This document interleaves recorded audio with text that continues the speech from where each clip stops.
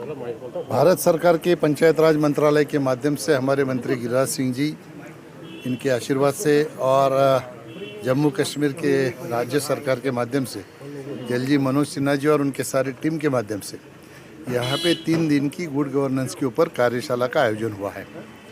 देश के सारे राज्यों से जनप्रतिनिधि यहाँ पे आए हैं। देश के प्रधानमंत्री हमेशा कहते हैं कि गांव विकसित होगा तो देश विकसित होगा। जो 9 थीम हमारे मंत्रालय ने तय की है मोदी जी के नेतृत्व में, वो 9 थीम के ऊपर देश में जो काम चल रहा है उसमें से एक गुड गवर्नेंस एक थीम है। उसमें किस तरह से काम हो, किस तरह से जन जन तक देश की जो स्कीम है, राज्य की स्कीम है, वो पहुँचे, इसलिए यहाँ पे मार्गदर्शन भी होगा। जिन पंचायतों ने अच्छा काम किया है उन पंचायतों का प्रेजेंटेशन भी होगा, इंट्रोडक्शन होगा। आज हमारे गांव के जनप्रतिनिधि जो है वो इतना अच्छा काम कर रहे हैं कि उनके पास देश को बताने के लिए कुछ ना कुछ काम है। और आज जम्मू कश्मीर के ग्राम पंचायत के मेंबर होंगे तो वो महाराष्ट्र में पुणे में जा रहे हैं, पुणे के लोग किसी और राज्य में जा रहे हैं, और राज्य के लोग किसी और राज्य में जा रहे हैं। इस तरह से जहाँ पे जो अच्छा काम हुआ है वो देख के अपने पंचायतों में काम करने के लिए सारे कटिबद्ध हैं। और ये कार्यशाला निश्चित तौर पर गांव को विकसित करने के लिए इन सभी जनप्रतिनिधियों को प्रेरणा देगी। मोटी बात जरूर पूछना चाहूँगा, इस तरह के प्रोग्राम से कितनी हम इम्पोर्टेंस मानते हैं कि जो पंचायत है, सरपंच है, वीडीसी है, वो जब खुद भी अवेयर होंगे कि एक पंचायत की इम्पोर्टेंस क्या है, ताकि वो भी ग्राउंड लेवल पर उसी तरह से काम करेंगे जो मकसद होता है। बिल्कुल काम कर रहे हैं, इसमें कोई दो राय नहीं है। हर जगह पे काम हो रहा है, बढ़ रहा है।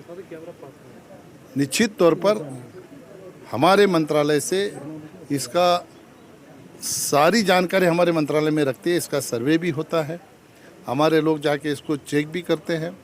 और जो स्कीमें केंद्र सरकार के माध्यम से गांवों को विकास के लिए जो फंड दिया जाता है, जैसे फाइनेंस कमीशन का है, मोदी जी के आने के बाद पहले तो 9 फाइनेंस कमीशन में 4000 का बजट था, 10वें फाइनेंस कमीशन में 8000 का बजट हो गया, 11वें में 20,000 का हो गया, 13वें में 60,000 करोड़ हो गया।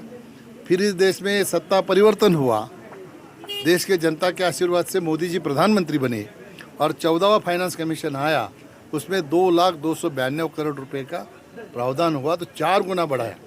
अभी 15 फाइनेंस कमीशन में 2,36,000 करोड़ का प्रावधान। आपने अंदर बात की है अपनी स्पीच में महिलाओं के बारे में कि कई सारी गुमी होगी, कुछ ऐसा वक्त था लाइनों में लोगों को रहना पड़ता था और अलगाववाद का टाइम था। इस तरह बदलाव देख रहे हैं, अलगाववाद की भी बात निश्चित तौर पर आप देखो, मैंने उससे जोड़कर कहा कि हमारा देश कितना बदल रहा है। ये जो आपने कहा, ये सारी बातें कह के मैंने कहा कि आज हमारा चंद्रयान चंद्र पे गया है और वो चंद्रयान को कंट्रोल करने के लिए हमारी एक बहन, उसको जिम्मेदारी दी गई है। ये जो देश में बदलाव है, ये निश्चित तौर पर विकास के माध्यम से और आत्मनिर्भरता के लिए भारत ने की हुई पहल है, उसको ये मिला हुआ सक्सेस, ऐसा मैं कहूँगा तो गलत नहीं होगा। मैं जिम्मेदारी से कहता हूँ कि मोदी जी के नेतृत्व में हमारा देश आत्मनिर्भर बन रहा है, उसमें सारे देशवासियों का योगदान है। और आत्मनिर्भर भारत बनेगा, लेकिन एक दिन भारत उस मुकाम पे होगा कि विश्व के कई देश है वो भारत के ऊपर निर्भर होंगे।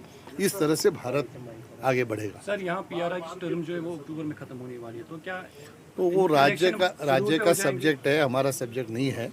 वो एलजी साहब तय करेंगे उसको कब करना है। चुनाव करना केंद्र सरकार का काम नहीं होता है, पंचायत चुनाव वो राज्य का सब्जेक्ट है। और सर, जो पीआरआई है यहाँ रिप्रेजेंटेटिव, वो क्या है कि जो एडमिनिस्ट्रेशन है उस तरह से उनका वो साथ नहीं दे रहे हैं, जो इम्प्लीमेंटेशन है स्कीम उसकी या पीआरआई फंड्स को इम्प्लीमेंट करने की। मेरे सामने ऐसी कोई जानकारी आई नहीं।